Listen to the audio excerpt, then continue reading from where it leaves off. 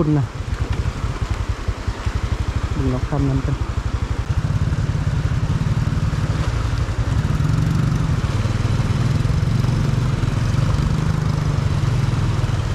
โอ้เกือบไล่น้ำ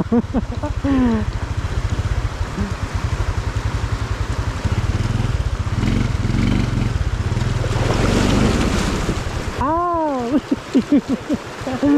โอ้ยมาเมื่อกี้พอดับเดี๋ยวนี้ดับเล็งแห้งไก่บ่ได้เนาะเสียฟอร์มว่าจังฮะจะจอยเราจะไปเมืองนั่นแหละให้ไปเล่นได้แล้วเข้าใจแล้วมาเมื่อกี้พอดับเนาะ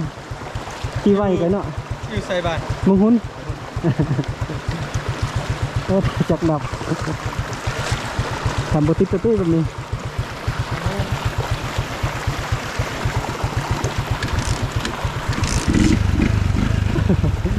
อุตส่าห์บอกแล้วว่าบอนั้นนำตื่นนะถ้าว่าคอยขี่ไปน่าจะได้ยังบุกี้อะไรเล็กแห้งพอเนาะ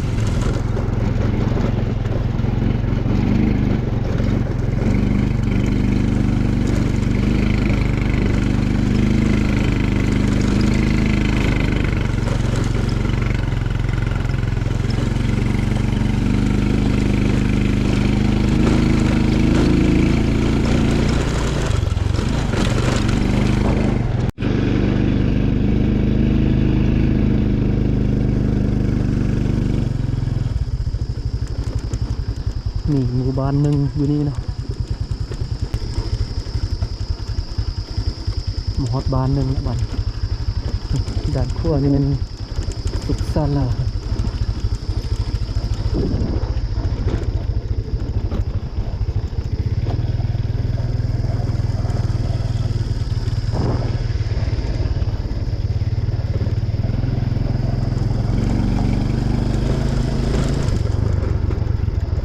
เขาปิดหานมาเนี่ยไปจะซื้อเครื่องดื่มแล้วปิดหานแล้ว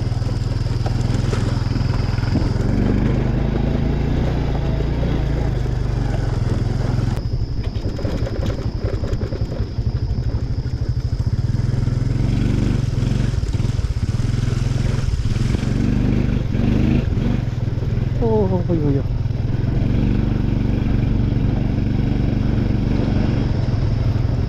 30,000แค่10,000ว่าทางรถนี่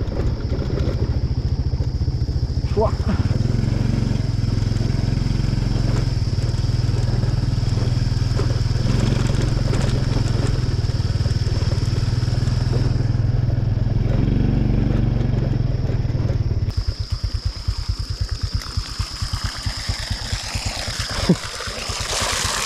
โอ้นำเงินบริเชียเงินที่นำเลยเปิดตลอดเลยเนาะปีหนึ่งเท่าไหร่ปีหนึ่ง5,000โอ้ต่อครอบครัวดึงเต้ทุกคน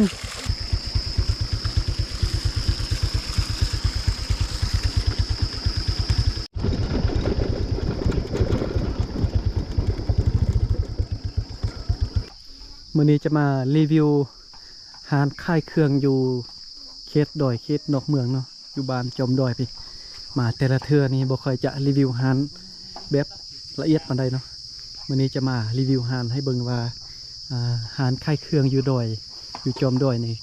สาบานมักค่ายเมี่ยงเด้อเนาะมีสินค้าแบบใดที่มักค่ายนะเดี๋ยวมื้อนี้มาเบิ่งมาชมนำกันนะมื้อนี้จะมารีวิวให้เบิ่งนำกันนะ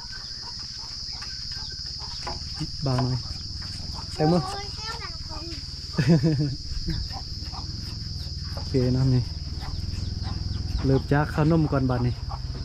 มาเบิ่งนะว่าขนมอยู่เขตดอยเขาจะมาขายประเภทใดเด้กับขนมอันนี้เนาะเบาลังบูฮูซื้อว่าขนมอย่างนี้นี่ขนมเด็กน้อยมักกินประมาณนี้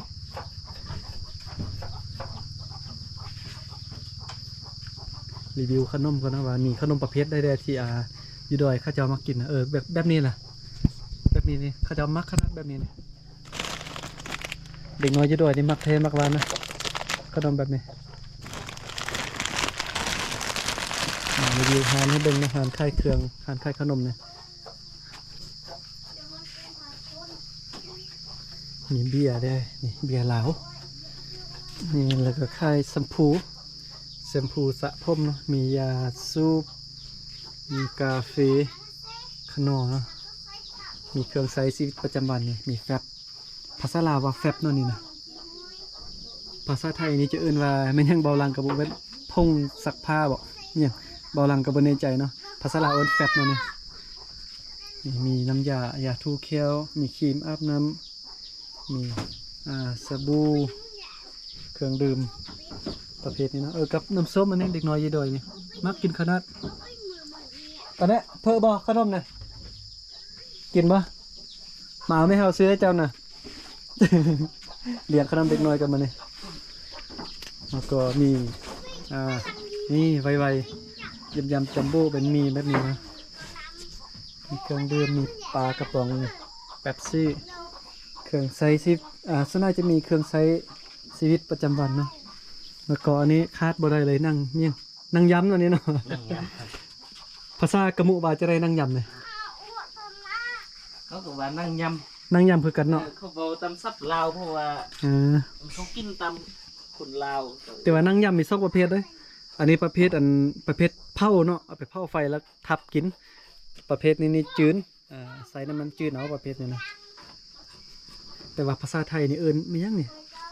คอมเมนต์บอกเบาลังเลยเด้อว่าเอิญว่าจังไรนี่ภาษาไทยนี่เบาลังบูฮูเนาะว่าจังไรนี่แล้วก็มีขนมนี่ขนมไข่ประมาณนี้เนาะนี่ขนมอมแบบนี้มีเกิบภาษาลาวว่าเกิบภาษาไทยจะเอิญว่ารองเท้า มีผักเทียมอันนี้จะรีวิวให้ละเอียดที่สุดเลยเหมือนในร้านไทยเครื่องนะน้ำมันแอดซังไว้ใส่รถจักรรถมอเตอร์ไซค์เนาะภาษาไทยน่าจะเป็นน้ำมันเบนซินมาเนาะโอ้มีเกลือผู้หญิงนายได้อยู่นี่มีกะปิมีกาแฟมีมะไข่ภาษาลาวว่ากาแฟเนาะนี่ภาษาไทยนะไฟแช็กบอกยังนี่ประมาณนี้มีเกือบแตะครบสุดรีวิวมานี่นะมือนะได้ค่ายดีแล้ววันนี้นะ มีเครื่องดื่มอันนี้มีตู้แช่เนาะอันนี้ตู้แช่โอ้ในจะคล้องหานอันนี้เนาะเมื่อกี้มาซอกเราไปเห็น เราไปให้ไปส่วนมาเนาะมาเตละเทือกับมาแวะอุดหนุนเราตลอดมาซื้อเครื่องดื่มอยู่ห้างเราเนาะบางเทือกับมาแวะซากมือถือแต่ว่าบ่ได้รีวิวห้างเราจักเทือถ่ายแบบพันๆแต่เมื่อนี้ตั้งใจมารีวิวห้างให้เราเลยเนาะว่าขายยังเดยส่วนไรกับขายแบบเครื่องใช้ชีวิตประจำวันเนาะสบู่เป็นแฟบขนมของกินน้ำมันแบบนี้นะโอเคนะก็ประมาณนี้อาหารคลายเครื่องส่วนราคานี่ก็แพงกว่าอยู่ในเมืองน้อยนึงเนาะเพราะว่าขาขนส่งขาไปเอาลำบากเลยเส้นทางโอ้กลัวจะมาฮอดกลัวจะต่างเครื่องมาฮอดนี่บ่แม่นเรื่องง่ายโดยเฉพาะยามฝนแบบนี้นี่ลำบากที่สุดเลยก่อนจะเอาเครื่องมาขายอยู่ดอยใดบ่แม่นง่ายเนาะนี่ประมาณนี้เนาะอยู่เขตดอยเขตนอกเมืองใช้ชีวิตแบบพอเพียงเนาะไอ้เพิ่นมาขายเครื่องอยู่นี่หาเงินได้หลายเลยแต่ว่าเราใช้ชีวิตแบบง่ายๆแบบพอเพียงเนาะเขายานนะโอ้ยเห็นยังไงโอ้ผลิตไฟวะนี่ลองเบิ้งติดบ่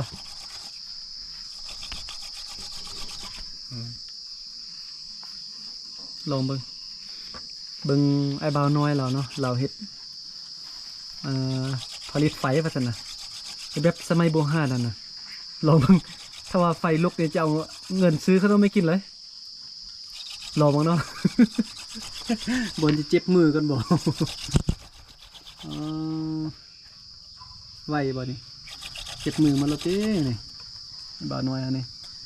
โอ้น่าจะเบิ่งตามทรงแล้วน่าจะบ่ติดดอกเนาะ แต่เราก็ผมอดทนเราไม่สู้เลย